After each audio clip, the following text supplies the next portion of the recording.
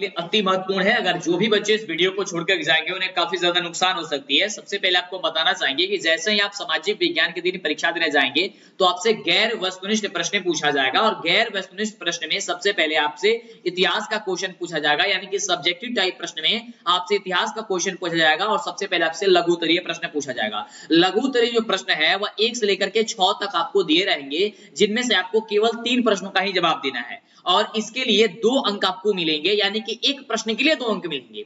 इस तरीके से आपको पूरे 6 अंक मिल जाएंगे, जो आपके रिजल्ट को बेहतर बनाने में सबसे ज्यादा योगदान रहता है सब्जेक्टिव टाइप प्रश्न की। और काफी बच्चों को यह देखा जा रहा है कि सब्जेक्टिव टाइप जो प्रश्न है वे सभी बच्चे नहीं पढ़ रहे हैं, तो सो बहुत बड़ी गलती कर रहे हैं। आपको बताना चाहेंगे कि सब्जेक्टिव टाइप अगर आप प्रश्न पढ़ते हैं तो आपका ऑब्जेक्टिव क्लियर हो जाएगा। अगर आप ऑब्जेक्टिव रट रहे हैं तो सबसे बड़ी गलती कर रहे हैं और यही बच्चे अक्सर फेल हो जाते हैं, ठीक है, क्योंकि उनको समझ नहीं आता कि वो लोग रट के गए होते हैं। तो सब्जेक्टिव आपकी भूमिका निभाता है आपके रिजल्ट को अच्छे बनाने में। सो आइए हम लोग देखते हैं कि कौन कौन से प्रश्न हैं इतिहास के, उसके बाद और सब्जेक्ट की बात करेंगे और बहुत सारे सब्जेक्ट के बारे में जो हमने आपको पढ़ाया हुआ है वो वीडियो देख लीजिएगा, नीचे डिस्क्रिप्शन में लिंक मिलेगा। सो इसके लिए चैनल को सब्सक्राइब करिएगा जिससे कि आपको आगे से वीडियो मिला करे और सुबह 6 बजे ध्यान रहे और रात्रि को 8 बजे क्लास फिलहाल चल रही है। अगर आप किसी कारणवश नहीं पहुंच पाते हैं क्लास में 6 या 8 बजे तो आप बाद में भी क्लास देख लीजिएगा, वीडियो अपलोड रहेगा। फिलहाल आइए क्लास को शुरू करते हैं। देख सकते हैं सबसे पहला क्वेश्चन क्या है। क्वेश्चन कह रहा है कि भूमंडलीकरण में बहुराष्ट्रीय कंपनियों के योगदान यानी किसकी भूमिका जो थी वह क्या थी, इसको स्पष्ट कीजिए। तो इसको स्पष्ट कैसे करना है, कैसे आप लिखिएगा जिससे कि आपका एक भी मार्क्स नहीं कटेगा, क्योंकि जो इतिहास है यानी कि जो सोशल साइंस है, सामाजिक विज्ञान है, इसमें थोड़ी सी आपको ज्यादा लिखने की जरूरत होती है और अच्छे ढंग से लिखने की जरूरत होती है जिससे कि आपका मार्क्स ना कटे। क्योंकि ऑब्जेक्टिव टाइप प्रश्न में तो सबको 1 नंबर ही मिलेगा, लेकिन सब्जेक्टिव टाइप प्रश्न में अगर आपका 2 नंबर का है तो कैसे आप लिखिएगा ताकि आपको 2 नंबर अच्छे से मिल जाए। तो ध्यान दीजिएगा क्या आपको लिखना होगा। इसका उत्तर क्या होगा कि भूमंडलीकरण राजनीतिक, आर्थिक, सामाजिक, वैज्ञानिक तथा सांस्कृतिक जीवन में विश्वव्यापी समायोजन की एक प्रक्रिया है। ठीक है, जो विश्व के विभिन्न भागों के लोगों को भौतिक व मनोवैज्ञानिक स्तर पर एकत्रित करने का सफल प्रयास करती है। ओके, यहां तक आपने समझा।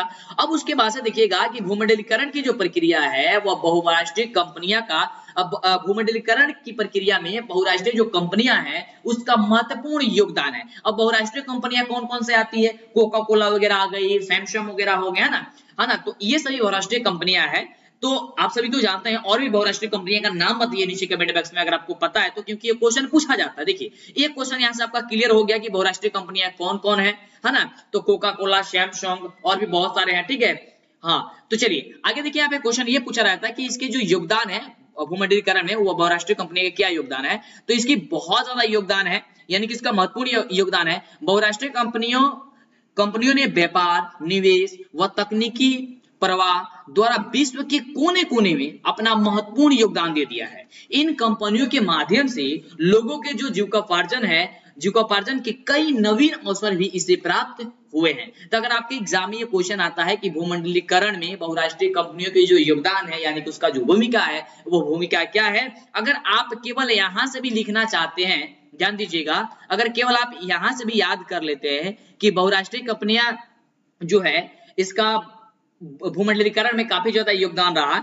और योगदान में बस आप इतना लिख दीजिएगा कि बहुराष्ट्रीय कंपनियां ने व्यापार, निवेश, तकनीकी प्रवाह द्वारा विश्व के कोने कोने में अपना महत्वपूर्ण योगदान दिया। इन कंपनियों के माध्यम से लोगों का जीविकोपार्जन जो है वो जीविकोपार्जन का जो है कई नवीन अवसर जो प्रदान हो चुके। तो यहाँ तक भी सही है, लेकिन आपको लिखना यहाँ तक है जो यहाँ पे शुरू से हमने आपको बताया, जिससे कि आपका एक भी मार्क्स नहीं कटेगा। यानी कि अगर ये 2 नंबर का है तो 2 नंबर मिलेगा, 3 नंबर का है 3 नंबर मिलेगा, 5 नंबर का है तो 5 नंबर मिलेगा, कटेगा नहीं आपका एक भी मार्क्स। ठीक है, आगे देखिए सबसे महत्वपूर्ण क्वेश्चन क्या है। क्वेश्चन है कि कार्ल मार्क्स के विषय में आप क्या जानते हैं, यानी कि जो कार्ल मार्क्स है उनके बारे में आपको कुछ लिखना है, जो कि काफी अति महत्वपूर्ण है। अगर इसके बारे में अगर आप जानते हैं तो समझिए कि बहुत अच्छी चीज है, नहीं जानते कोई दिक्कत नहीं, ध्यान से समझिएगा कि इसका उत्तर क्या होगा। फटाफट से लाइक करेंगे, चैनल को सब्सक्राइब करेंगे, जल्दी से करेंगे जिससे कि आपको आगे से वीडियो मिले। ध्यान दीजिएगा कि कार्ल मार्क्स के विषय में आप क्या जानते हैं, तो आपको लिखना होगा कि वैज्ञानिक समाजवाद तथा अथवा साम्यवाद के जनक कार्ल मार्क्स थे।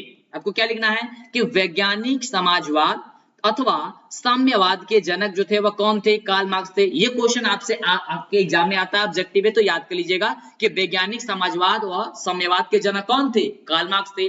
वे हीगल, मॉन्टेस्क्यू, तथा रूसो के विचारों से गहरे प्रभावित हुए थे। क्या हुए थे? वो किसके विचारों से गहरे प्रभावित हुए थे? हीगल, मॉन्टेस्क्यू तथा रूसो के विचार से वो बहुत ज्यादा गहरे प्रभावित हुए थे। 1843 ईस्वी में पेरिस में उनकी भेंट जो थी वो किससे हो गई थी? तो फ्रेडरिक एंजेल्स से हुई थी। एंजेल्स श्रमिकों की दयनीय स्थिति से काफी ज्यादा दुखी थे। अब जो है कार्ल मार्क्स उनके विचारों से प्रभावित हुए। वो उनसे जब वो ये जब दुखी थे, जो श्रमिक थे, उनकी जो दयनीय स्थिति थी उनको देख करके जो एंजेल्स थे उससे वह काफी ज्यादा प्रभावित हुए थे। कौन? कार्ल मार्क्स प्रभावित हुए थे। अब उन्होंने क्या किया? वो दोनों ने मिलकर के 1848 ईस्वी में उन्होंने क्या किया कि कम्युनिस्ट मैनिफेस्टो प्रकाशित कर दिया। क्या किया उन्होंने मिलकर के? 1848 ईस्वी में। ध्यान दीजिएगा, ये क्वेश्चन आपके एग्जाम में आ सकते हैं, तो इसे नोट कर लीजिएगा। यहीं से देखिए, आपको बोले ना कि अगर आप सब्जेक्टिव पढ़िएगा तो ऑब्जेक्टिव आपको फटाफट से कंफर्म होते चला जाएगा। उन्होंने प्रकाशित कर दिया। इसके साथ इसे आधुनिक समाजवाद का एक जनक माना जाता है। इसे क्या माना जाता है? एक आधुनिक समाजवाद का जनक माना जाता है। इसमें श्रमिकों को संगठित होने की प्रेरणा दी गई। क्या दी गई? इनमें जो है वो श्रमिकों को क्या होने की संगठित प्रेरणा दी गई? संगठित होने की प्रेरणा दी गई। 1867 ईस्वी में कार्ल मार्क्स ने दास कैपिटल नामक पुस्तक का प्रकाशन कर दिया। ये देखिए, ये क्वेश्चन अति महत्वपूर्ण है, याद करके रखिएगा कि दास नामक जो कैपिटल जो नामक पुस्तक है उसका प्रकाशन कब किया गया था? तो 1867 ईस्वी में किया गया था। कौन किए थे? तो कार्ल मार्क्स ने किए थे। ये बात याद करके रखिएगा क्योंकि ये क्वेश्चन काफी ज्यादा इंपॉर्टेंट है, आपके एग्जाम में आता है। अब देखिए, जिसे समाजवादी का बाइबिल कहा जाता है, और ये क्वेश्चन सबसे ज्यादा इंपॉर्टेंट है कि समाजवादियों की बाइबिल किसे कहा जाता है? तो दास कैपिटल को कहा जाता है, जो कि वह कब इसे प्रकाशित की गई थी? 1867 ईस्वी में प्रकाशित की गई थी। ये बात आपको याद करके रखना है। किसके द्वारा? तो कार्ल मार्क्स के द्वारा। ठीक है, एक ही बात को बार बार आपको बता रहा है जिससे कि आपको कंफर्म हो जाए और यहीं पे याद होते चला जाए। उसके बाद देखिए ध्यान से, इसे बाइबिल कहा जाता है, समाजवादियों को बाइबिल कहा जाता है। इसके द्वारा उन्होंने समाजवादी विचारधारा का प्रचार किया। इसके द्वारा उन्होंने क्या किया कि साम्यवादी विचारधारा का क्या किया? उन्होंने प्रचार किया। बाद में जो कार्ल मार्क्स थे उन्होंने इंग्लैंड चले गए। बाद में क्या किए? जो कार्ल मार्क्स थे वो कहां चले गए? इंग्लैंड चले गए और अपना शेष जीवन वहीं व्यतीत कर दिए। क्या किए? अब जो वहां जिनका जीवन बचा हुआ था वो शेष जीवन अब वहां पे उन्होंने व्यतीत कर दिया, यानी कि समाप्त किया। अब उसके बाद क्या हुआ कि 1883 ईस्वी में उनकी मृत्यु हो गई थी। कब हो गई उनकी मृत्यु? 1883 ईस्वी में उनकी मृत्यु हो गई। कार्ल मार्क्स जो थे वो मार्क्स के विचारों पर तेजी से प्रसार हुआ। जो कार्ल मार्क्स के विचार है वो तेजी से जो है इसका क्या हुआ? प्रसार हुआ। साम्यवाद एक सशक्त आंदोलन के रूप में परिणत हो गया। उसके बाद से क्या हुआ कि जो साम्यवाद है वह एक सशक्त जो है आंदोलन के रूप में क्या हुआ? परिणत हो गया। तो अगर आपके एग्जाम में ये आता है क्वेश्चन कि जो कार्ल मार्क्स है, कार्ल मार्क्स के बारे में आप क्या जानते हैं, सो आपको क्या करना होगा? इतना ये सारी चीजें आपको लिख देनी है। और इससे जो अगर आप बस इतना अगर याद करके रखते हैं तो समझिए आपके एग्जाम में जो ऑब्जेक्टिव टाइप प्रश्न इसमें से जो बनते हैं, है ना, तो ये भी आपको वहां पे कंफर्म हो जाएंगे। आप अच्छे तरीके से उसका उत्तर भी दे सकते हैं। ठीक है, चलिए बढ़ते हैं आगे हम लोग। अगला देखिए क्वेश्चन क्या कह रहा है। अगला जो प्रश्न है, प्रश्न हम सभी क्या कह रहा है कि अमेरिका हिंद चीन में कैसा घुसा? चर्चा कैसे? चर्चा करने का मतलब हो गया कि अमेरिका जो है वह हिंद चीन में जो घुसा था उसके बारे में थोड़ा सा लिखिए। क्या है, कैसे घुसा ये? तो ध्यान दीजिएगा, ये कैसे घुसा था। तो ध्यान दीजिए कि आपको क्या लिखना है अगर आपके एग्जाम में ये प्रश्न आता है तो। देखिए, अमेरिका हिंद चीन में फ्रांस को समर्थन देने के बहाने घुसा और धीरे धीरे उसने साम्यवादियों के विरोध में हस्तक्षेप की नीति अपनाई। अब देखिए कितना यह होशियार था। अमेरिका जो है वह हिंद चीन में फ्रांस को समर्थन देने के बहाने कह रहा है कि हम आपका समर्थन दे रहे हैं, और समर्थन देते देते देते देते उसमें उसके बहाने घुस गए उसमें। ठीक है, उसके बाद से धीरे धीरे उसने क्या किया कि साम्यवादियों के विरोध में उन्होंने हस्तक्षेप की नीति जो है अपना ली। ठीक है, अब जो है क्या हुआ, अब ध्यान से देखिएगा, जब उन्हें हस्तक्षेप की नीति अपनाई तो इन्हीं जो है परिस्थितियों में उन्होंने देखिए क्या कर दिया था, यहाँ पे आपको बताना चाहेंगे। देखिए, उन्होंने इन्हीं परिस्थितियों में मई 1954 में जिनेवा में क्या किया कि हिंद चीन समस्या पर वार्ता हेतु सम्मेलन बुलाया गया, जिसे जिनेवा समझौता के नाम से भी उसे जाना जाता है। और यह क्वेश्चन भी आपके एग्जाम में पूछा जाता है कि जिनेवा समझौता के बारे में आप क्या जानते हैं। जिनेवा समझौता ने पूरे वियतनाम को दो हिस्सों में बांट दिया। जो जिनेवा समझौता था ये पूरे वियतनाम को क्या किया था? दो हिस्सों में बांट दिया। ये जो बांटा था वह उत्तरी और दक्षिणी वियतनाम के रूप में बांट दिया था। उत्तरी वियतनाम में साम्यवाद समर्थित सरकार बनी, जबकि दक्षिणी वियतनाम में जो है वह अमेरिका समर्थित पूंजीवादी सरकार बायोदाई के नेतृत्व में बनी।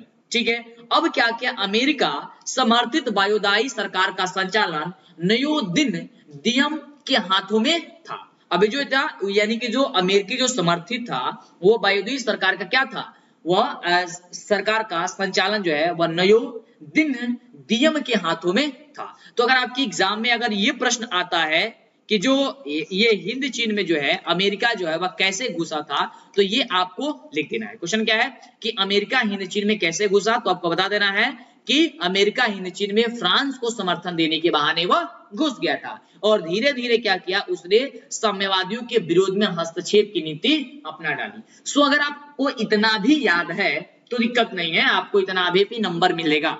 लेकिन एक होता ना कि कोई टीचर आपसे संतुष्ट हो तो नहीं हो सकता है, आपको नंबर दे सकता है। सो आप ऐसे पढ़िए और ऐसे याद कीजिए और ऐसे लिखिए जिससे कि टीचर आपसे खुश हो जाए और आगे किसी क्वेश्चन में आपका जो नंबर है वो ना काटे। ठीक है, अब देखिए अगला क्वेश्चन क्या है। अगला जो क्वेश्चन है वो अति महत्वपूर्ण क्वेश्चन है, क्योंकि हर जगह ये क्वेश्चन देखा जाता है कि इंपॉर्टेंट रहता है और क्वेश्चन पूछा जाता है। सो क्वेश्चन क्या है, क्वेश्चन देखिएगा। क्वेश्चन कह रहा है कि 1929 ईस्वी के आर्थिक संकट के किन्हीं 3 कारणों को संक्षिप्त में विवरण दे दीजिए। कितना बढ़िया क्वेश्चन है कि 1929 के आर्थिक जो संकट थी इनके किन्हीं 3 कारण बताइए कि वो आर्थिक संकट क्यों आई थी, क्या हुआ था, क्या कुछ था। ठीक है, अब देखिए अगर ये क्वेश्चन आता है तो आपको कैसे लिखना है, जो कि काफी अति महत्वपूर्ण है आपके लिए। तो देखिए 1929 ईस्वी के आर्थिक संकट बुनियादी कारण स्वयं इस अर्थव्यवस्था के स्वरूप में सम्माहित था। ओके, प्रथम विश्व युद्ध के 4 वर्षों में यूरोप को छोड़कर के बाजार आधारित अर्थव्यवस्था का विस्तार होता चला गया, उसके मुनाफे बढ़ते चले गए। दूसरी ओर अधिकांश लोग गरीबी और अभाव से पीसते रहे, यानी इतनी ज्यादा गरीबी वहां पे आ गई, अधिकांश गरीबी आ गए, जिसके कारण जो लोग वहां से पीसते चले गए, यानी मतलब कुचल के रह गए, खत्म हो गए, बर्बाद हो गए।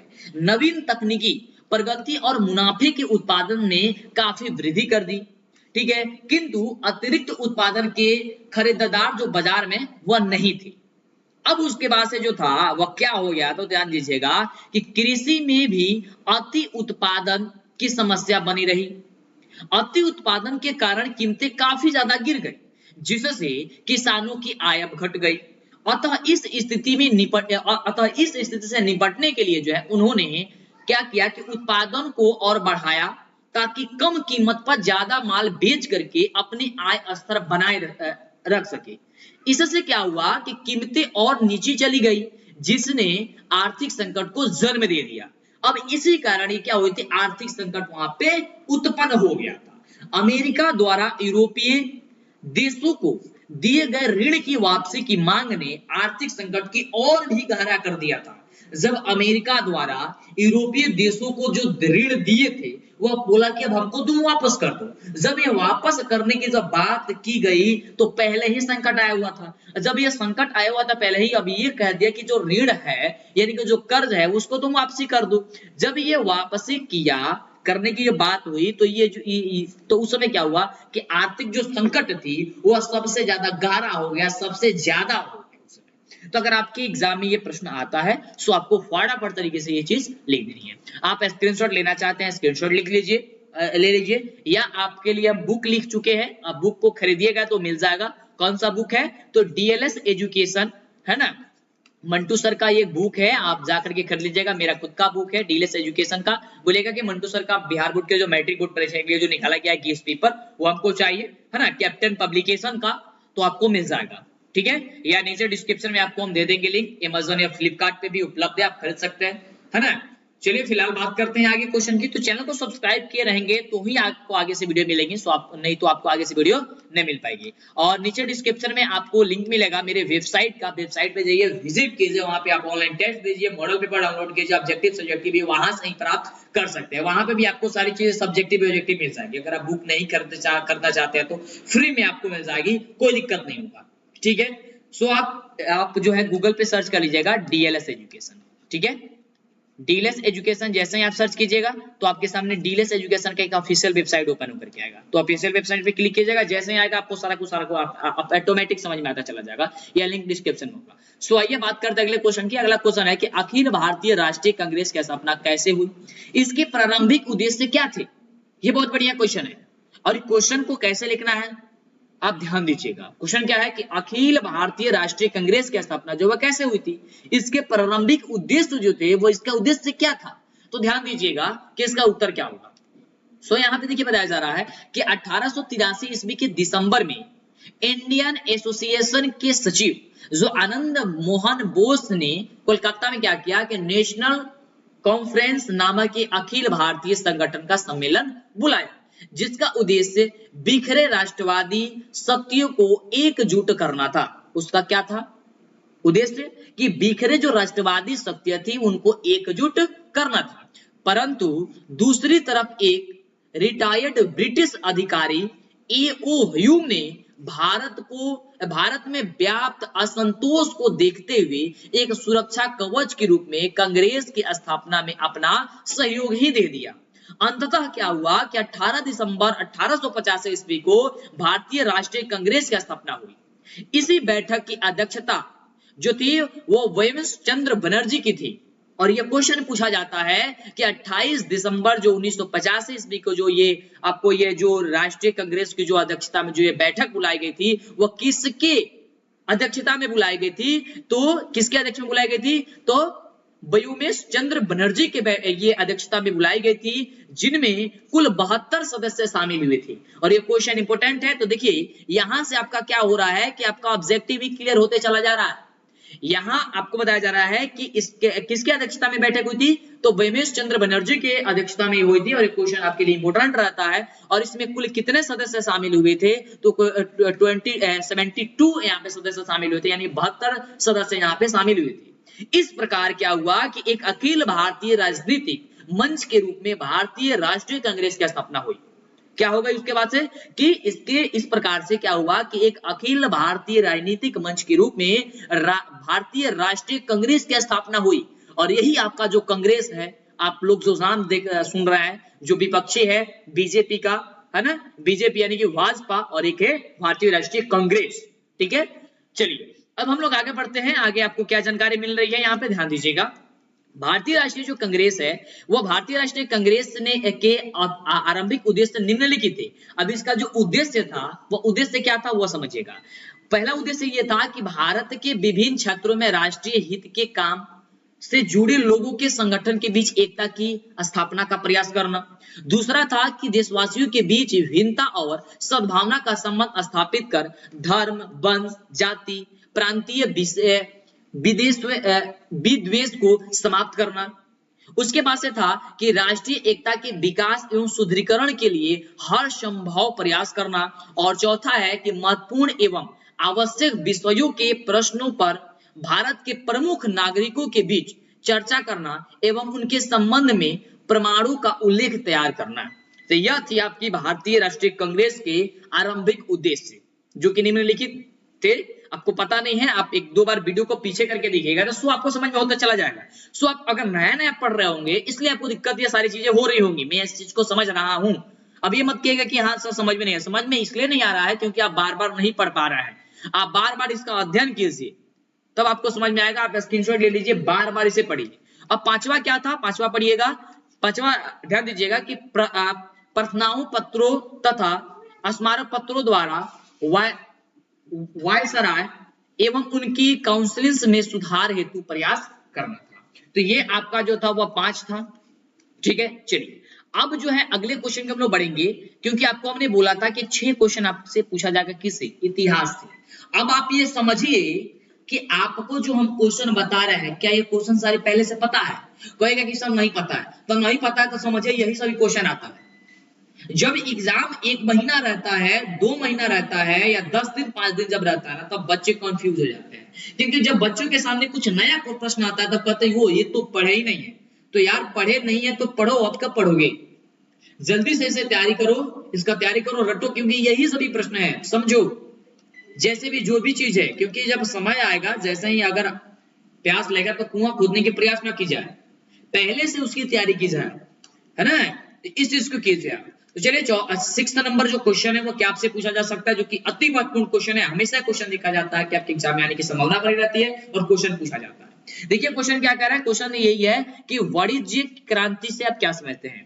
वाणिज्यिक क्रांति जो है उसे आप क्या समझते हैं, वाणिज्यिक क्रांति से उसका आपके बारे में, उसको आपके बारे में बताना है। तो ध्यान दीजिएगा, इसका उत्तर आपको लिखना होगा क्या होगा। तो फटाफट से चैनल को सब्सक्राइब कीजिए, जितना जल्दी होता है सब्सक्राइब कर लीजिए, फटाफट से कर लीजिए, जिससे कि आपको आगे से वीडियो मिले। लाइक तो करना है, कंजूसी नहीं करना है, फटाफट से लाइक करना है। चलिए तो ध्यान दीजिएगा कि आधुनिक काल की उदय के साथ ही भौगोलिक खोजों, पुनर्जागरण तथा राष्ट्रीय राज्यों के उदय जैसी घटनाओं ने वाणिज्यिक क्रांति को जन्म दिया। व्यापार के क्षेत्र में होने वाले अभूतपूर्व विकास और विस्तार जो जल और स्थल दोनों मार्ग से संपूर्ण विकास तक पहुंचा, इसे वाणिज्य क्रांति के नाम से जाना जाता है। इसका केंद्र यूरोप यानी कि इंग्लैंड था। ध्यान से समझिएगा एक बार और, क्योंकि ये क्वेश्चन समझ में थोड़ा सा नहीं आया होगा, तो एक बार और से समझिएगा, थोड़ा सा आराम से समझने का प्रयास कीजिएगा। बताया जा रहा है कि यहाँ पे क्वेश्चन था, क्वेश्चन क्या कह रहा था कि वाणिज्यिक क्रांति से आप क्या समझते हैं, यानी कि वाणिज्यिक क्रांति के बारे में आपको थोड़ी सी बताना था। तो ध्यान दीजिएगा कि आधुनिक काल के उदय के साथ ही भौगोलिक खोजों, पुनर्जागरण तथा राष्ट्रीय राज्यों की उदय जैसी घटनाओं ने वाणिज्यिक क्रांति का क्या कर दिया, जन्म दे दिया। व्यापार के क्षेत्र में होने वाला अभूतपूर्व विकास और विस्तार जो जल और स्थल दोनों मार्ग से संपूर्ण विश्व तक पहुंचा, इससे ही वाणिज्यिक क्रांति के रूप में जाना जाता है, या इससे ही वाणिज्यिक क्रांति कहा जाता है। इसका जो केंद्र है वो केंद्र कहाँ है, यूरोप में है। तो अगर ये ऑब्जेक्टिव में आपसे एग्जाम में पूछता है कि वाणिज्यिक क्रांति जो है वह कहाँ है, इसका केंद्र कहाँ है, तो बताइएगा कि कहाँ है, तो ये आपका यूरोप में है। यूरोप यानी कि अगर उसमें इंग्लैंड रहता है तो आपको इंग्लैंड पे ही टिक करना है, ठीक है, बिल्कुल। तो ये आपका होगा बिल्कुल सही उत्तर। तो इस प्रकार से आपका 6 क्वेश्चन पूछा जाएगा और 6 क्वेश्चन आपको क्या करना, उसका जवाब देना होता है मात्र 3। लेकिन अब कौन क्वेश्चन आ जाएगा ये तो आपको पता नहीं है ना, बिल्कुल। इसके लिए काफी ज्यादा क्वेश्चन आपको तैयारी करके पहले से रखना है। सो आपके लिए लगातार कराई जा रही है। अब आगे मॉडल पेपर डाउनलोड करने के लिए, ऑब्जेक्टिव सब्जेक्टिव प्राप्त करने के लिए आपको गूगल में सर्च करना है, गूगल क्रोम में DLS एजुकेशन, जो चैनल का नाम है वो आपको सर्च करना है। तो आपके सामने फटाफट ओपन होकर के आएगा DLS एजुकेशन ऑफिशियल। तो आपको DLS एजुकेशन ऑफिशियल पे क्लिक करना है, न कि कहीं और। DLS एजुकेशन ऑफिशियल पे जैसे ही क्लिक कीजिएगा तो आपके सामने जो है इस प्रकार से जो 3 डॉट जो देखने को यहाँ पे मिलेगा। वैसे तो यहाँ पे सारी चीजें यहाँ पे मिल जाएगी ऑब्जेक्टिव सब्जेक्टिव, लेकिन आपको एक आसान तरीके बता देते हैं। यहाँ पे आपको क्या करना है कि 3 डॉट पे क्लिक करना है। 3 डॉट पे क्लिक कीजिएगा तो यहाँ पे देख सकते हैं आ चुका है कि डाउनलोड 10th मॉडल पेपर 2022 के लिए, ठीक है। ऑनलाइन टेस्ट, ऑब्जेक्टिव, सब्जेक्टिव सब कुछ यहाँ पे मिल जाएगा, देख सकते हैं। तो जो भी चीज चाहिए, जैसे कि मॉडल पेपर पे क्लिक करते हैं तो मॉडल पेपर ओपन हो जाएगा। यहाँ पे अगर ऐड वगैरह आता है तो आपको बंद कर देना है। उसके बाद से देखिए नीचे जाना है तो आपको सबसे सब्जेक्ट पूछेगा, कौन सा सब्जेक्ट का आप पढ़ना चाहते हैं। जैसे सबसे पहले साइंस है, साइंस पे क्लिक करके दिखा देते हैं। इस पे क्लिक कीजिएगा तो देखिए ये आ चुका है मॉडल पेपर, और इस प्रकार से देख सकते हैं यहाँ पे सारा का सारा क्वेश्चन यहाँ पे देखिए आ चुका है, और इसका उत्तर जो है भी आपको नीचे मिल जाएगा, ठीक है। और सबसे इसमें का जबरदस्त जो है वो आपका ऑनलाइन टेस्ट है। ऑनलाइन टेस्ट देंगे तो काफी जबरदस्त है ना। तो ऑनलाइन टेस्ट पे क्लिक कीजिए और बहुत ही जबरदस्त है ऑनलाइन टेस्ट दीजिएगा, बड़ी मजा आएगा। जैसे यहाँ पे क्लिक करते हैं और देख सकते हैं यहाँ क्वेश्चन आ चुका है, जो भी आपका सही जवाब होगा उस पर आपको क्लिक करना है। जैसे देख सकते हैं यहाँ पे सही है तो देखिए सही पे आ चुका है, गलत होता तो आपको बता देता है, फिर आगे जाना है ना। और इसमें एक आवाज भी उत्पन्न होगी, आपको बताएगा भी कि आपका सही उत्तर है या फिर गलत उत्तर है। जैसे ही क्लिक कीजिएगा ना तो आपका सही है या फिर गलत है, आपको यह आवाज आएगा अमिताभ बच्चन का। तो फटाफट से कीजिए।